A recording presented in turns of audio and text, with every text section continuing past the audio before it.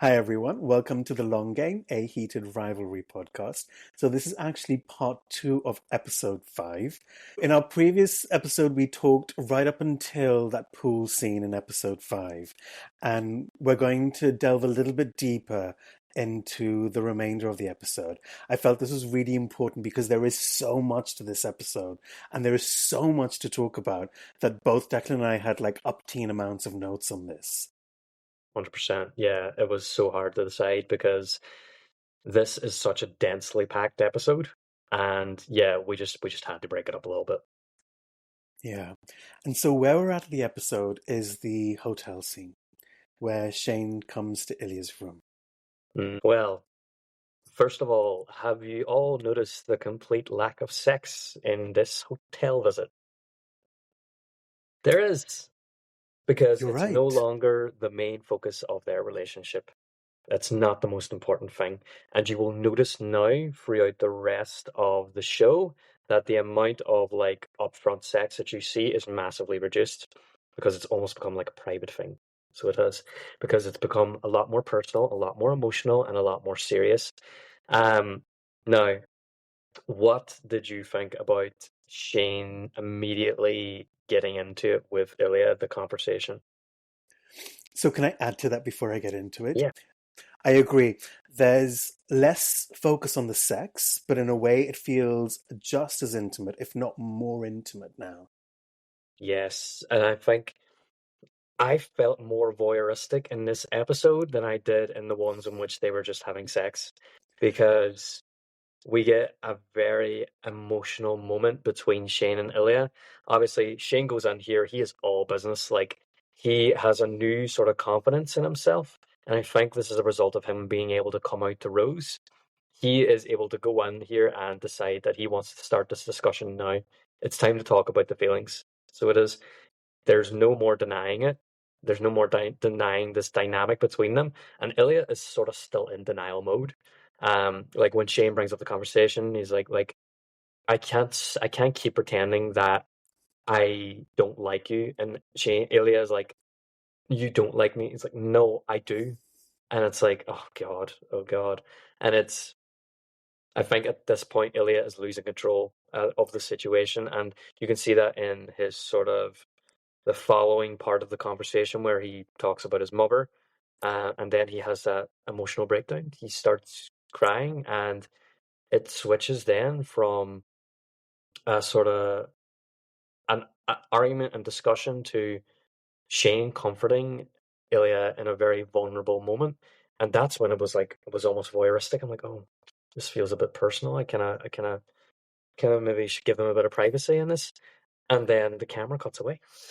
You Isn't literally the narrative is that you do, as the viewer, then let them have privacy, then to have that moment. You cut away to after they probably already had sex and Shane is getting ready to leave, but the way in which Jacob Tierney decided to frame that whole segment is just, it's a great way of showing that they've now transitioned into a different stage in their relationship, and that this show is no longer going to be focusing on the sex. It's now going to be the focus on the emotional relationship developing between these two people who are falling in love. Yeah, and I think it's so interesting that you comment on this voyeurism because we have no problems watching them have sex. We have no problems watching the smutty bits. In fact, we like it. I mean, let's be honest, you know. And maybe we're all just really preconditioned to watching porn. I don't know. But where it becomes really raw and really intimate is where it feels like, oh, this feels a bit. It feels intrusive now, and it's almost like we're not allowed to view this aspect of the intimacy where they're getting this. It's interesting that you talk about sort of Shane's confidence coming into the scene because Ilya doesn't know he's had this whole realization with Rose and this whole conversation rather. Mhm. And so to him, everything's gravy. Everything's like continue as normal, right? Like repeat, pause, go on. But when Shane enters the room, initially you can see he's stiff like his hands are in fists. He walks straight in. He sits himself on the bed. And I don't know if you noticed, but Ilya doesn't move towards him. Ilya stays on the opposite side of the room. Yeah, He he's looking knows at him like something's he's a up. dangerous animal, yeah. And he Something is asked the up. question, "Uh-oh, am I is this going to be trouble?" or something along those lines. He knows exactly that Shane's in here and he sort of means business. He needs to like there's something that he wants to talk about, and it's such a and Shane does it in the only way that Shane can, which is to walk in like a robot and be like, "Right, we're doing this and this is going to happen and we're going to talk about this." Right? And the way Shane was like, I'm gay. And I love Ilya's reaction to this. I don't know how you felt, but his look was like, no shit. Like, really? It's so him. It's so him. It's also a way of him showing Shane that like it doesn't matter to me that obviously like I know, but it's also yeah, it's probably not the reaction that Shane was looking to get out of him. He was probably expecting a little bit of he was expecting a little bit of Rose. Elias not Right? Rose. It is the opposite of Rose Oh, in some exactly. ways. Because you're right, he is probably expecting that sort of warmth and hand holding and it's going to be okay kind of thing. But Ilya's like, yeah, so what? Like, you're gay, whatever. Like, we still fuck. Like, what's the difference? Yeah. And that's what he gets in return. But what I really appreciate about this scene is now it's Shane who's being emotionally vulnerable. Whereas in the previous episode we see Ilya rather, Mhm. really trying to be vulnerable in his own way, and he gets shot down in a way. Yeah, yeah. And I think a lot of the hesitation that Ilya has is a result of that sort of shooting down. In which Shane has made him a little jaded now because he opened up before and he got really hurt as a result. And just because Shane's ready now doesn't necessarily mean that Ilya is. Like Shane's caused a little bit of damage here that he needs to fix and he needs to repair it. And thankfully, it does happen. Ilya does then have that moment whenever Shane's being so vulnerable and so open with him. Ilya is finally able to have a moment of like cathartic sadness to share with Shane, and it comes in the form of him talking about his mother, which I thought was a very sweet moment. And it's whenever Shane is like when the tear just starts tracking down his face and Shane notices it, he's like, okay, no, no, no, no, it's okay. Like, this is, I'm here. It's all right. It's fine. I'm here to comfort you. And that for me was like one of the best moments. It was so sweet. It felt like such a reward for everything that they've been going through. This whole subplot in terms of their characters being unable to relate to each other and be able to emote properly. And for Ilya, the one who is seemingly the most stoic out of the two, the one that like pretends he has no feelings at all throughout most of the show, is the one to actually break and the one that needs the comfort and needs the comforting. And it's a little clue into the kind of pain in which Ilya is actually going through. These aspects of Ilya that make him so vulnerable. He's not quite the put together person that you might imagine in this show. You can see that moment of vulnerability between him and Shane. I think it's very important to establish Shane's role in that now. He is the comforter. He's the one that's there for him. He has an understanding of him and is able to, hold him whenever he needs held. And that's a great dynamic to start. I think you're right. However, where I think I differ is I was a little hesitant when this scene progressed. Because yes, we get this confirmation that Ilya's mother is dead and his father definitely has dementia. He says it out loud. And then, you get this looking away from Ilya. He can't show that side, that vulnerability. Mhm. But Shane notices, but then do you notice that Shane straddles him? And I'm like, hang on a minute, where is this going to go? Because in the previous scene where when they're on the couch in Ilya's apartment and they're having this very tender, sweet moment, Shane then starts caressing Ilya's thigh and then it ends up becoming sexual. And I was like, please don't do this. He's just said his mother is dead. Do not do that. And I was really worried that it would. And I'm interested in what the choice of that hold is because Ilya sat, being the strong person, And Mhm. Shane straddles him, let's be honest, because that's what he does, but he Yeah. hugs him, and there is a sense of comfort here. But there's this juxtaposition of the positioning they've chosen to have these two characters in that I'm not sure I'm gelling with. And maybe it's because I don't understand why they've chosen this. But So Shane is comforting Ilya, but Ilya is still holding strong. hmm I got a different read of it. So up until this point, the sex has been used as a distraction from the emotional elements of the story, but it's now being changed. The sex is now an emotional comfort between the two of them. It's now an expression of their love and affection for one another. And it's a way of them expressing how much they care and love each other, which is kind of what sex is supposed to be whenever you're in a long-term relationship. So what does that I wouldn't signify? know. If In my experience, it's an expression of your love and affection for your partner. And this is the thing. Shane is choosing now to use the sex as a form of comfort for Ilya, which for me signifies that their relationship status has changed a little bit here. This is no longer, he's not doing that for his own pleasure. So he doesn't seem to be doing it as a Hmm. distraction. He seems to be using it as a method of comfort. And that for me recontextualizes now how sex is viewed in the show, where it's no longer a thing that they do to distract themselves from their feelings and to just get off. It's now an expression of their emotions and feelings towards one another. I think that's the sort of transition that's gone on throughout and this sort of new version of their sort of sex relationship.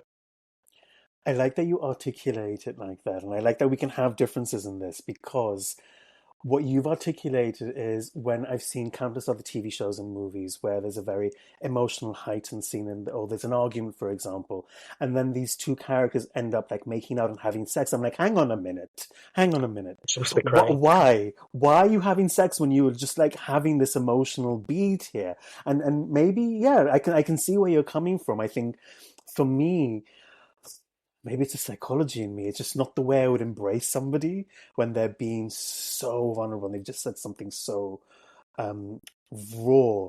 But I can see why, the transition to sex being a comfort rather than um, sort of a satisfying the id from a psychodynamic sort of point of view comes into Mm. play here. I still wouldn't have chosen to comfort him like that, though.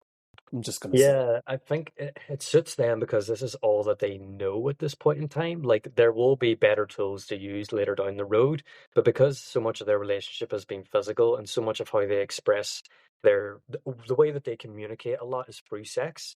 Like, you think back to the hotel whenever they were having that sort of sub-dom dynamic going on, that again was them communicating back to each other. It is a form of communication for the two of them.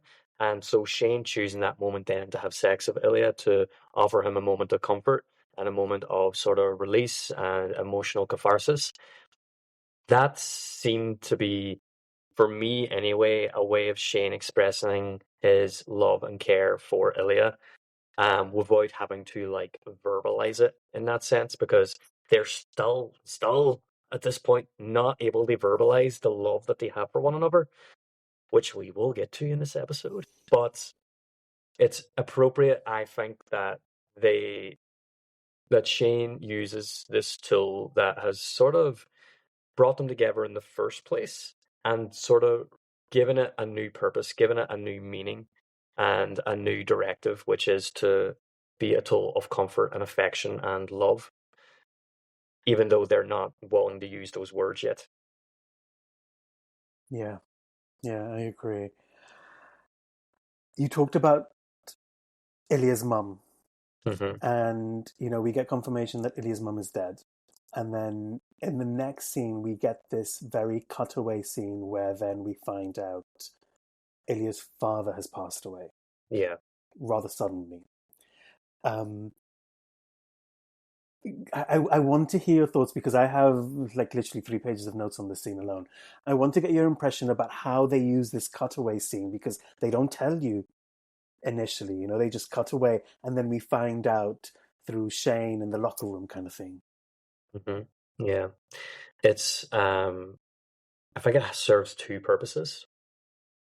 First of all, it means that as a viewer, you have no idea how Ilya feels at the moment, which adds an element of mystery to it. It adds a bit of, tension to, like, when we cut back to him, like, oh, what's he going to be like? How is he going to react to this? How is he going to react to Shane? Like, what's going to happen? It opens up a whole load of, like, things that make you anxious to want to find out what happened. On the other side, it also is a way of establishing how the relationship between Shane and Ilya has changed. All of a sudden, people are saying, "Oh, well, he could be sick, he could be fine." She's like, "No, he's not. He's not. No, I know all these things about him. I know exactly where he is. I know what he feels. I know if he's injured or not. I have basically every element of his life down to a T. I know exactly what's going on with him." So clearly, there's now a change in the dynamic where they are a lot closer than they were before, and also the decision to have Shane call him, which is a big Mm. change in their dynamic. He calls him, he video calls him. Like, that was not something that they previously did. And then, curiously, they took it to the scene where, um, Shane calls Ilya, and it turns into almost like a bit of sexting, or, yeah. And it's like, hmm, are we going back to this? Is this what's going to happen? Like, is this thingy? Um, but again, if you take my read of their previous sexual interaction, I think that for Ilya is a form of comfort to have that moment with Shane, because he can't physically have him there, and it's a moment of sharing and caring that they've now established. But then, because Shane is not there, you can't get the full experience. So then you follow it up with the actual final communication, even though they put another barrier in the form of that communication by having Ilya speaking Russian. Yeah, And there's and layers. There's so many layers. yeah, and even before we get to that amazing monologue, even the way, because it's a phone call initially and then it turns into a video call from what I Hmm. remember. And even in the phone call, yes, Shane does call Ilya first, and Ilya's very matter of the fact, literally, and I wrote this down. He says, Shane asks, "How are you doing?" He's like, "How's your father, whatever?" And he's like, "Yes, dead." It's very blunt, it's very emotionless. And as somebody who belongs to the Dead Parent Club, unfortunately, I'm really critical of when a TV show or a movie uses a dead parent as a plot device. Um, I think there are lots of shows that do it really wrong and some that have done it very well. But I felt in this moment, I'm like, this isn't what I was expecting. This isn't the reaction I was expecting, especially when Ilya then, sort of morphs the scene into sort of a more sort of sexting video call kind of thing. And I think for me, where shows like, and I don't know if you ever watched The Summer I Turned Pretty. Um, No, not yet. No, so that show, I think, does a horrible job at depicting, and spoiler alert, if you haven't watched it, please pause now, I know, skip not the watch it. next 10, 20 seconds. But that show does a horrible job at depicting grief and death of a parent. And I'm very critical when it comes to this because, yes, I know it's a TV show. I don't expect complete realism, but there's this initial Ilya's reaction is very blunt, and I don't get it. And we see it later, and I'm like, okay, now I know why we see it later because they're Mhm. building up to this, and that makes sense. Yeah, yeah. The read I got from it, and I've had people pass as well in my life. Um, Not a parent, so I can't imagine that must have been very, very hard, very, very tough. I can even imagine what that would feel like. What I could picture is, if you are the provider, if you are the one that is the responsible one, and everything is sort of put on your shoulders, in moments of crisis, people turn to you, and you're not allowed to permit yourself that breakdown. So you're not allowed to express that grief yet. You're not allowed to fall apart. You're just not allowed to. It's not the time. You have to keep it together. And if you are a member of a family in which those kind of pressures are put on you, you would be the kind of person that would repress what you're feeling at that moment in time to be practical. And that seems to be what Ilya's done here. He is in full on get things sorted mode. He is all business. He is organizing the funeral. He is organizing all the stuff, the will, like the arrangements for his brother's family. Um, and it's only whenever his brother confronts him that he just can't. The rage just takes him over. He can't. He has to express something, and his brother has just made himself a target very easily. His brother's a dick. In that moment in time, to be Right.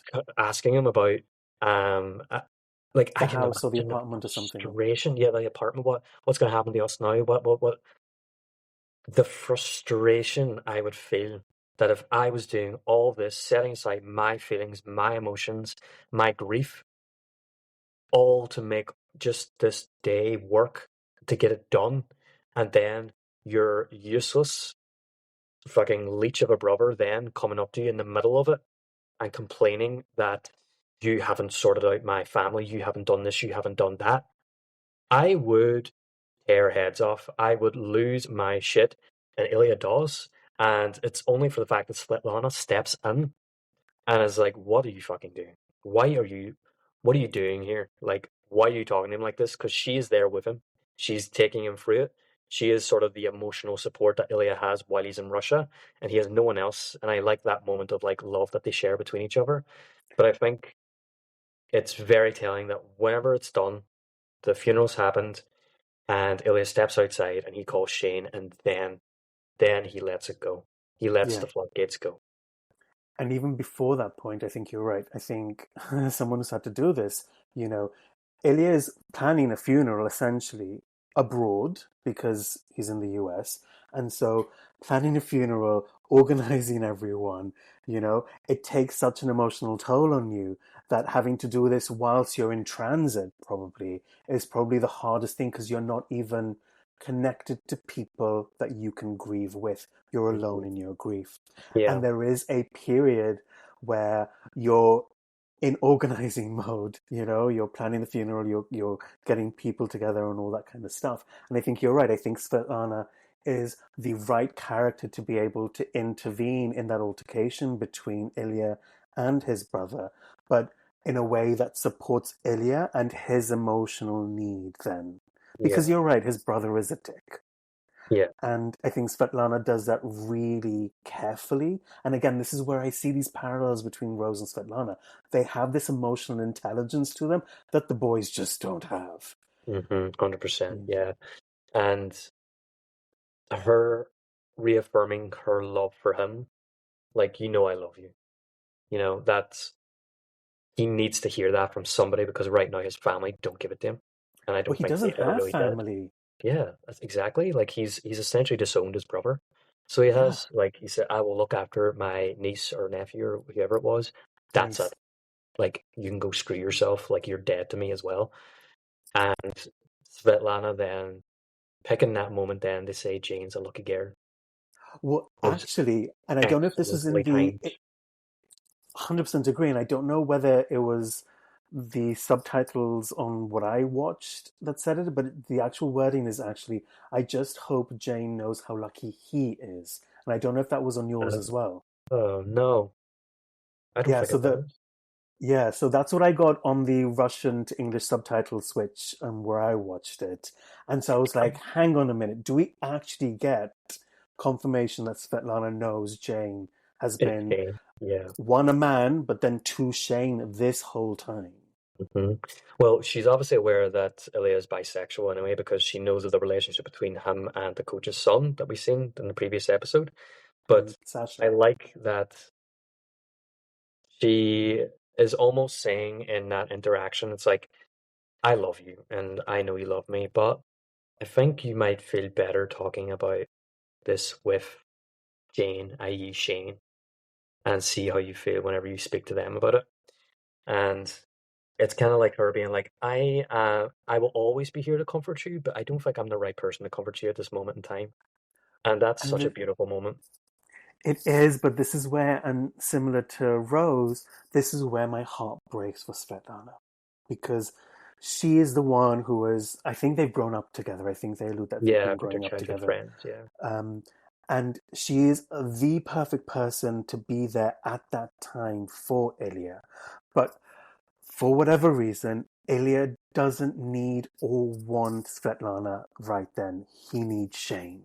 Hmm. And as a secondary character who is the right person to do that for him in this time of grief, that broke me. I was like, shit, she knows him so well that she loves him so much that she can step aside and let someone else come in and Hmm. be that for him.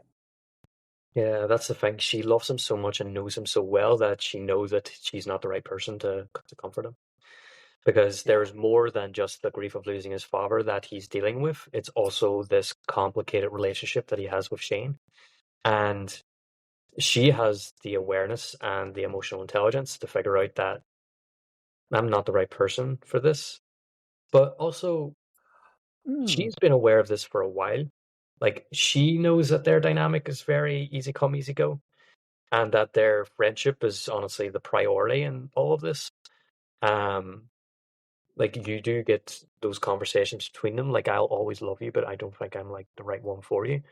That Mm. like that's you get sort of hints of conversations like that between the two, where she's quite okay with the fact that there seems to be like somebody else that he sleeps with. Like it's very casual. But their friendship, obviously, that's what she seems to be reaffirming in all this. It's like we may not be romantically together, but I will always love you, as in I will always love you in terms of like a friend or family or whatever way you want to interpret it. But she knows that the type of love and comfort and affection that he needs right now can't come from her. Or that he wants it from someone else is what I'm getting. Exactly. Yeah. Yeah, that's also true. Um, yeah, sorry, Yeah. Anna. It's just not for you. I'm sure you'll Not find someone extremely good looking and gorgeous to replace Ilya. But for now, you'll just have to tough it up. yeah. You talked about the monologue, um, Ilya's monologue in the tunnel earlier, and I think I cut you off because I was like, "Wait a minute, we have when I'm not ready. Too I'm not much. ready to go there yet. Like with this little daddy stuff that we need to get through before we can get to the monologue." And I don't know what your subtitles are like, so I hope mine are accurate. And if they aren't, please let me know if they're not. But I'd like to read the monologue to everyone, and then I'd like to break this down because it's a beautiful piece of writing. So, Come obviously, I'm not going to do it in Russian, guys. Like, I'll say it in English, obviously. on, like you can do it in Russian, man. I mean, if Connor Story can pick up Russian in a week, anyone can, right? So, I know that's a whole different conversation. So, Ilya's monologue in English is, "I never want to come back here again. I fucking hate it here, and they all fucking hate me. I pay for everything. I make sure everyone has clothes they like. I make sure the food is perfect. That father is buried next to his parents. That their tomb is perfect. And the only fucking word I ever hear is, I want more Ilya. I need more Ilya. More, more, more. And I have nothing for these people. I give them everything. But I feel fucking empty. They don't care. They look at me and they see a bank, or an enemy, or I don't even know what. My brother has always hated me, and I know why. But it kills me. And it kills me that he took care of my father and I didn't. But I couldn't. I wasn't here. I still paid for it all, and he will never forgive me for any of it, for existing. It means I have no one now. Well, not no one. I have Svetlana. She loves me, and I love her, but not like, fuck me, but not like I love you. That's the worst fucking part of all of this. That all I want is you. It's always you. I'm so in love with you, and I don't know what to do about it.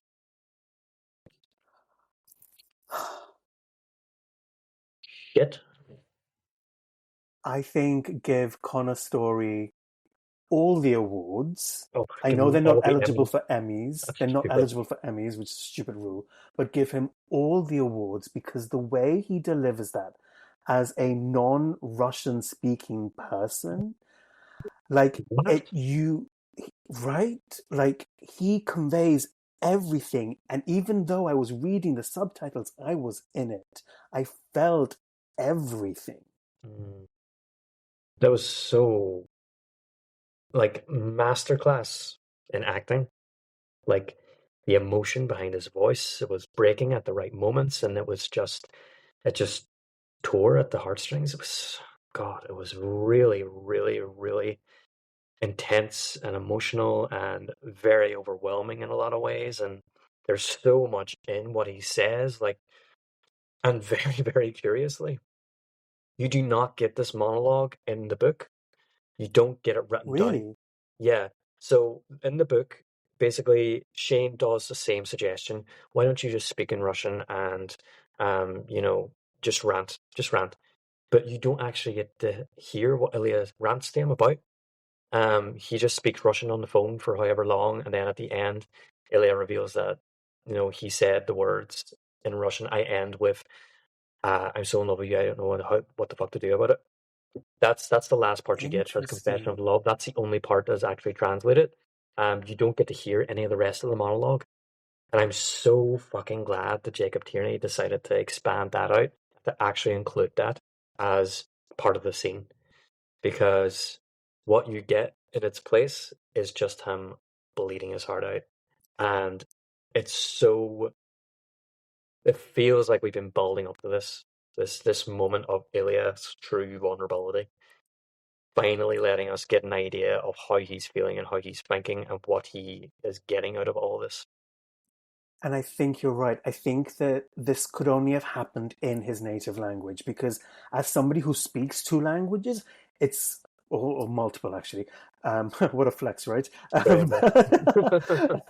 It's only like three or four. As someone who speaks multiple languages, it's so hard to think in your native language and then have to translate.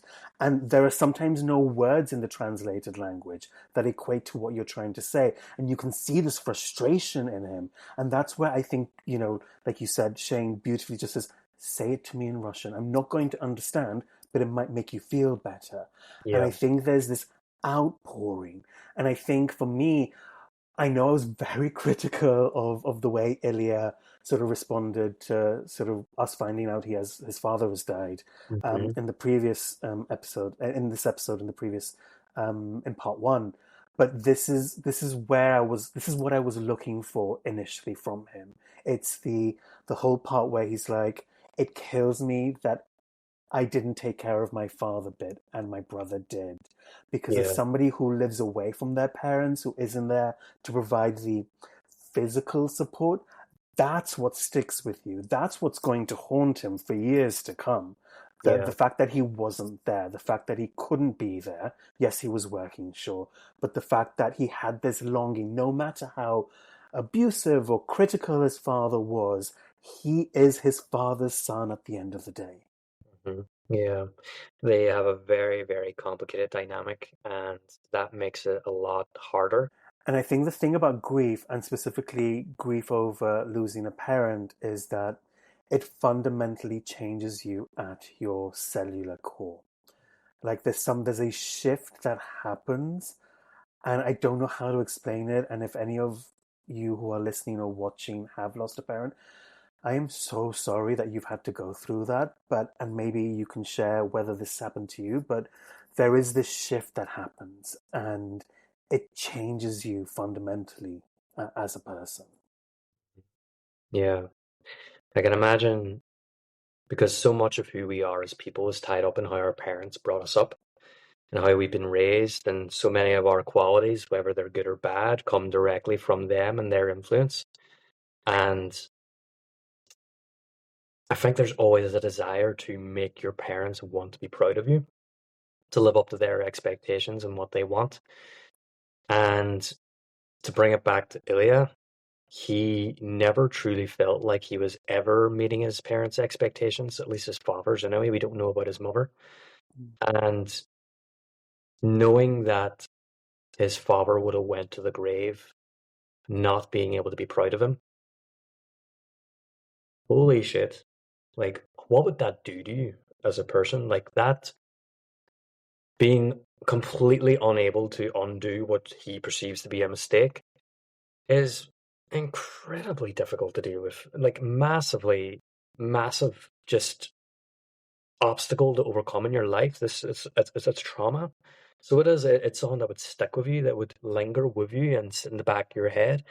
And so when you have all this going on, and a brother as well, his only other family remaining, who is completely unsympathetic towards him, who, as Ilya says, hates him and always has hates him. And I know why he hates me. He hates him because he's bi. He hates him because he's bisexual and that he sleeps with men. And again, that's another fundamental thing that Ilya can never change. He cannot change the relationship with his brother. He cannot change the relationship with his father, and he cannot change the way in which his father's last days were lived, because he had to provide. He had to be the one out there making the money, sending it home, ensuring that they had their comfort, while he had to rely on a brother who hated him and wasn't interested in looking after his father. All while Ilya is dealing with all the emotional turmoil of trying to keep his relationship with Shane secret. Like, Yeah. how much more shit do you need to put on somebody's plate? Honestly. I mean, have you read A Little Life? There's a lot more. Um, Start I on know me you have quick. read A Little Life, so. I have read a little like. But I think you're right. And I think, in a way, what death and grief does, it reprioritizes things for you. Things Mm-hmm. that weren't important, things that you felt were important become not important, and things that were very important sort of become sort of clearer. And I think that's what we get at the end of this monologue. It's the I love you. It's always been you. I'm so in love with you, and I don't know what to do about it. This is that realization of Ilya getting this clarity, I feel. Mm-hmm. Yeah, he's finally able to voice it. This is the thing. They will always try to put up some sort of barrier to stop these two from actually communicating directly. And it's totally fitting for them because they're both emotionally repressed weirdos. And as a result of that, now they're so unable to communicate. But this is as close as we've ever gotten to them having a real conversation about how they feel about each other. And it's in Russian. And Shane Right? doesn't understand it. But But after I think this, he does. I think he understands the fundamental sort of what what it is trying to say, because there's this receiving shot of Shane just closing his eyes and absorbing it. And it hmm feels like he's literally absorbing it into himself. yeah, yeah, he definitely is. There is something being received there. The emotion behind it is what Shane is sort of enveloping himself in. And yeah, it's very, very emotionally charged scene. It's beautifully done. It's wonderfully delivered by Connor Story. And I just thought it was one of the best parts of the entire episode and part of the series, to be honest.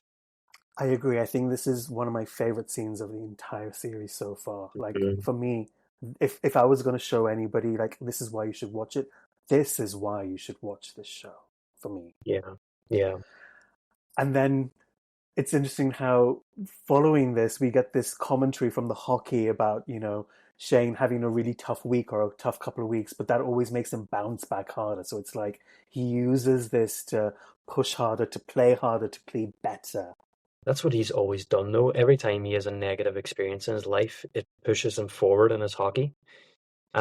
Which goes to show that it's his outlet, it's his way of processing things. And then I love that his match then is against Shane, and they both are absolutely loving playing against each other. You can see the smiles are like splitting their faces. They're just so happy because not only are they going to be hooking up after this, but they also get to play each other because despite everything, they are still rivals. They enjoy the competition, the thrill of challenging one another. And yeah, it's such a brilliant moment that all then comes crashing down whenever Shane gets injured on the ice. And it was like, oh God. So, as someone who hasn't read the books, when that Oh, happened, I can I imagine. was shook. I was like, what the fuck just happened? I was not expecting that. I mean, you get a bit of, why is he looking back? Like, oh, it seems like a car crash waiting to happen kind of situation. But you do not see the other guy just slam into him. Yeah, like this is one of the things that I was disappointed with as a book reader is I knew this was happening, so I wasn't going to get the big surprise. And that's a bit shit, but I can imagine that as like a viewer coming into this, not knowing what's going to happen, that must have been like such a shock. Do you know what this was? This was at the end of Mean Girls when Regina George sort of walks out of the school and then the bus hits her. This is how much that affected me. It's like, oh my God, what just happened? But it feels like it's a good way of giving these two that final fucking push of being like, oh my Right. God, stop doing this. It's time for you to like really start to commit the song here and So go for it. I have a question for you because I've seen from several TikToks, you know, that scene where they're rolling him out of the ice rink Mhm. and he says, like, tell him I'm fine, he's going to worry. I've been told that's different from the books. Is that Yes. correct? In the How is books, that I think different? Shane says, Ilya, they can see us. Everyone Oh. can see us. Um, which I don't know which I like better. No, I Well, think I what, do like the book version better, to be honest. what does the book version serve? The book version serves as Shane feeling exposed in that moment in time, and it's Shane basically saying to Ilya, everyone can see the worry on your face. They can see how concerned you are. They can see you're freaked out. The way you're looking at me is not the way in which a rival looks at someone else. Like they can see us. They can see what you're like, because he can see the love and the concern and the emotion on Ilya's face. So he's communicating to Ilya, Ilya, like they can see that you're looking at me like that. Like they can see that you love me. And it's that moment where it's like he knows how Ilya feels already, and that in the book that is confirmation that Shane understands that Ilya's in love with him. Yeah. That for me anyway, that's what I read from it. See, Um, but Jacob Tierney does it in a different way, in which Shane gets clobbered. He's concussed. He's fucked basically. He doesn't know whether or not he's going to be able to play again. He doesn't know what state his body's in, and his concern is make sure Ilya knows I'm okay. I don't want him to worry. and And it's I thought, I love that. And I didn't know there was an alternative sort of scenario to that scene. Mhm. And to me, what that serves is he cares for Ilya more than he almost cares for himself. Yeah, yeah. He's like, It's tell gotten him to I'm that going point. to be okay. In the same way, I think he says something about his parents. Have you called my parents or something like that? They're on par now. His Yeah, parents and yeah. Ilya are on par here. And he Yeah. doesn't care who's hearing it. Yeah, because he's that out of it. And lucky enough the paramedic doesn't hear him. He doesn't he's like, no, no, like, yeah, your father's coming as well, thinking that he's yeah, talking Him. about the dad rather than him. Yeah. Yeah, I think I can see why Jacob Tierney decided to do that because we have confirmation that Ilya is in love with Shane from the last scene, and this is sort of confirmation that Shane is in love with Ilya in this scene in an indirect way. Whereas in the book, it's more confirmation that Shane understands that Ilya's in love with him. Um, which, because we were getting their thought process and stuff like that there through the books, like we understand that these characters are in love with each other before like any of the events surrounding the proof of it occur. So in the TV show, it's good to communicate instead that Shane is in love with Ilya, and this is him admitting it out loud through this sort of indirect way. So I get why Jacob Tierney decided to change it up a little bit because the audience doesn't fully grasp if Shane is in love with Ilya in the same way that he just confessed his way that he did. So But it serves because a then purpose. because then it seems one-sided, especially from this heartbreaking, beautiful monologue that we've just heard, right? It feels a bit Yeah, selfish or one-sided. It's like, wait, hang on, where's the I love you back bit yeah, in exactly. indirectly? And that's And we what just got Jacob it. Yeah, does. yeah, he does Yeah. it. So yeah, it's a great scene, and then it's followed up by the hospital scene, which I think is just so funny. It's, I think it's very Hudson Williams, so it is the way in which Shane behaves. I'm like, this is him like sneaking out his actual personality, so it is because he's drugged up and he can behave a bit funny. It's such a good scene, and the will you come to the cottage? Like, you just been waiting for it throughout the entire book and This the has become entire a show. Yeah. this has become a vocal stim on TikTok. Can I read it out to you because I love it? Over. Unless you want to do it, I can't do the intonation, so please don't roast me, internet. But it's a. I had a whole plan to ask you something. I was going to ask you, Will you come to my cottage this summer? Don't go to Russia. Come to my house. We'll have so much fun. It's so private. No one will know. And he says, Hollander, you know we can't do that. And then Shane says, we could have a week or two. We'll be completely alone together. I can't do but in my head, I was playing that scene in my head. It's Yeah, so sweet. it is so sweet. And it's Shane opening up his world to Ilya. It's inviting him into his most private and personal and intimate space. So it is like this is where Shane goes to be happy, and he's inviting Ilya into it because he is a person who makes him happy. I'm coming to the cottage. It's like, whoa, he's gone 180. Like it's him Uh, finally seeing that we have a possible future here. If Scott Hunter can come out and be an out professional hockey player, we can as well. And Ilya is like, oh my god, this has answered all of our prayers. Like whenever like everything calms down, like we can do that as well. Like we can have that. All we need to do is come out after this. But obviously because of their dynamic, it's a bit more complicated because they're rivals. They've always been opponents and their relationship has been going on for a really, really long time. There's a deception in it that they perceive. Um that complicates things and makes it a lot more difficult. we had been punched in the gut several times by this point. Yeah. There's only so much we can take. Take any more punishment, it's not fair. So, the ending of the episode, what did you think? Do you know what? I mean, I professed my love for Scott and Kip and the whole rom-comness of it all in Hmm. episode 3. I fucking love a good rom-com. And delivered. This delivered beyond anything that I could have hoped for in episode 5. Because I didn't see this coming. Yeah, it's such a cathartic moment. It's just so great. It's everything that we've been building up to. This is the whole problem. This is the big issue. You cannot come out if you're in the NHL. Like, it's death to your career. Like, you'll be torn to shreds, and the papers and the fans will be cruel to you, and it just creates this whole mess. You just lose everything. And Scott just, and I love what brings him to the reason why he decides to do it then and there. He wins this cup, and there is no one there. No one is there for him. So he wins, he's looking around himself, and whenever the hype of winning and all the players start to calm down, and then all their families start to come onto the ice. All the people that love them, the friends, families, all their close ones come out and they start greeting them and hugging them and kissing them.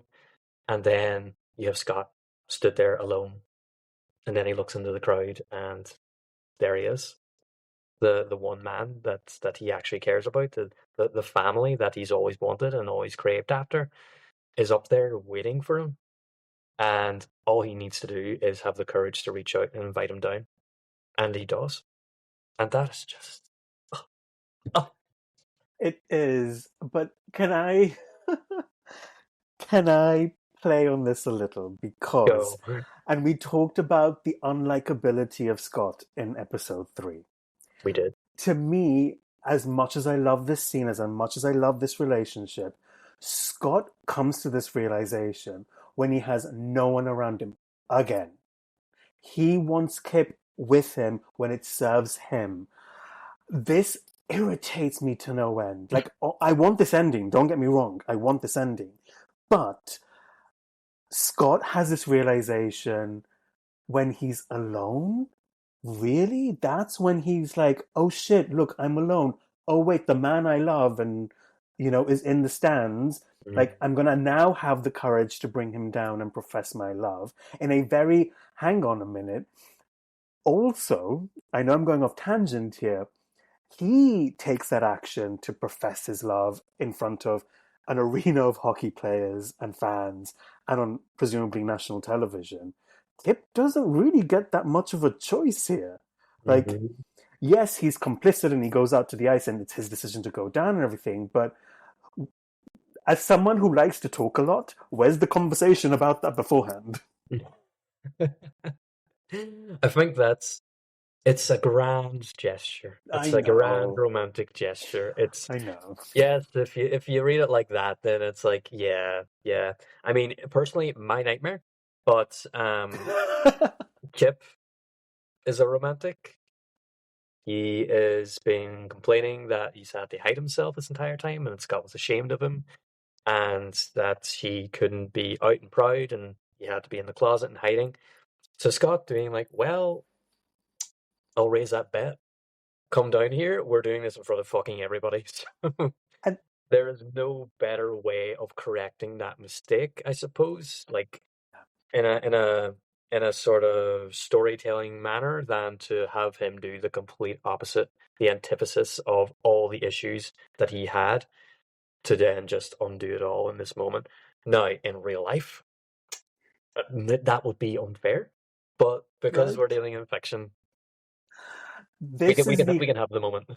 yeah, and I know why we need this moment. We need this moment as a Hmm. viewer. I'm not. Oh my god, I'm going to get so much hate from this now. But I think this is the equivalent to that, in a rom com where they're chasing after them, like in My Best Friend's Wedding, or they're running to the airport, like in Friends, before Rachel gets on the plane. Yeah, Like this is the moment that we need. This is what we're building to, right? And I think here again it's the women in the show that act as a catalyst that push these men who don't have the communication skills to be able to articulate themselves. Here we see Elena, and I know I say that with a Spanish accent, I'm sorry, not really that sorry, but here we have Elena saying, go, yeah, go. Look, come on, you have my permission now. Like he's doing exactly what I told him to do. right? And it's such a good thing. Like she is like fully on board for this. She's like, "Oh my God, this is so romantic. Go, go, go, go, go. Come on, make this fairy tale happen for me." And in And fact, it's did you typical. notice, Yeah, it's just best friend behavior, honestly. It's just so typical. right? Like you're not even fight or flight. You're in freeze mode. I'm going to push you, and you need to start moving your feet Yeah, yeah, towards the like ring. let's go, come on. Like, and it's such a Capricorn thing. And I don't know if she is a Capricorn, but in my head, she's a Capricorn. She's like, we don't have time to lose. Let's go. Yeah, let's not Everyone mess is, about here. Your you've moment is been, waiting for you. Come on, like yes. ship And on. we've all been waiting for this. And in a way, I love the little nod to episode 3 where Scott sort of circling the ice and he waves at Elena and Kip when they're in the audience. And he Yeah. does it like 2 times or maybe 3. He does this again in this episode. Hmm. He sort of waves at him, no reaction, then does it again, and then Kip starts to go. I Yeah. really like the mirroring of this here. But my question is then, would Scott have come out and declared himself in such a public way had they lost? A question for This, the ages. Sometimes it's this, best not to know. well, this is where I really jar with Scott. I mean, Hmm. not the actor Francois is beautiful, oh my god, but Unfairly so, I think. right? He's 40 in real life, but he looks like half his age. Like, He's not I need his 50. skincare routine. Yeah, he's 40, Oh my I God. think. I mean, someone correct me, of course, but he looks ridiculously good regardless of whatever age he is. Yeah, I don't think it would matter what age it was. Like, but you're right. This is the payoff we need. This is the moment that we need as a viewer. This is almost the ending to this arc that we need because it gives us that hope. It satisfies us. It gives us this happy ever after ending that we want. Yeah, and it perfectly sets up the final part of Shane and Ilya's story, where it's like, okay, final barrier is gone. We no longer have an excuse not to be doing this. And then the instant he makes the phone call, it's like, I'm coming to the cottage. That was my favorite line. That's the most memorable line outside of the monologue. I'm coming to the cottage. And did you hear the remix of that on TikTok? It's No, called not yet, but I Cottage imagine it'll Core. be on my For You page. pretty It's quick. literally Ilya's voice saying, "I'm coming to the cottage," and it's remixed to like this dubstep beat. It's brilliant. I've actually used it as a sound on my TikTok videos. But Nice. what's interesting about that is that they've got this, the way they shoot this is so clever. They've got this sort of circular pan sort of camera around Scott and Kip when they're kissing, right? They also mirror this when they look at Shane's face. Then it cuts to Ilya's face, but it's almost like the camera kept rolling around, so they didn't break the shot in a way. It almost feels Yeah. like it's one shot between three different characters, or four technically. Let's Mm. not diminish Kip. Um, so and for me, there's this realization where again, it's the women. It's the women are amazing in the show. Svetlana gets up first. She clocks something's weird. She gets Yeah. up and she's like, whatever, whatever, because tells her to get something for the niece or whatever. And she walks off. And then it's Ilya who sits there and he's locked in and he clocks on to what's happening way before Shane does. Yeah. He he looks a lot less shocked than Shane does. He clocks in. Like he is like, this is it now. Okay. I can't make excuses for this anymore. I'm fucking doing this. I'm taking a chance on this guy. If Scott can have it, I can have it. And that is Ilya. That is purely him. He is now fully committed to this thing.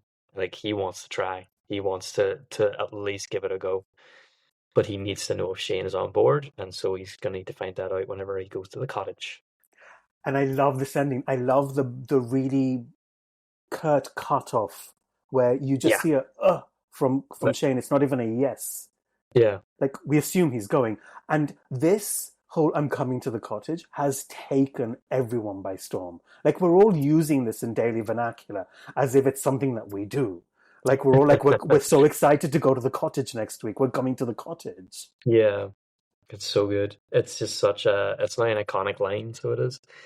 And it's well deserved. It's excellent finale for the episode and a nice a nice way to take the end of Shane and Ilya's story for now, anyway. And yeah, I'm actually really looking forward to talking about the final episode. I think there's almost like a bit of a come down in it. So there is. It's almost like a oh okay, so we can just sit and relax with these guys now. We can see exactly how this will unfold. So yeah, looking forward to that. Yeah, I want to see what happens at the cottage. Like, Anything could bring it happen at the on. cottage. But with that, we are going to bring this episode to a close. This was packed full of some of the best moments in the entire show, and we had a really great time talking about it. In fact, you couldn't shut us up, so it had to be split into two parts. But anyway, if you guys are enjoying this, if you enjoyed it as much as we did, or you had thoughts on what we discussed, then leave a comment, like it, share it. You know, if you have anyone in your life that's a bit of a heated rivalry fan, don't be afraid to recommend it to them. But yeah, we're really excited and we love doing this episode and we're looking forward to doing episode 6 now. So keep an eye out for that. That'll be really good. And yeah, we'll see you next time.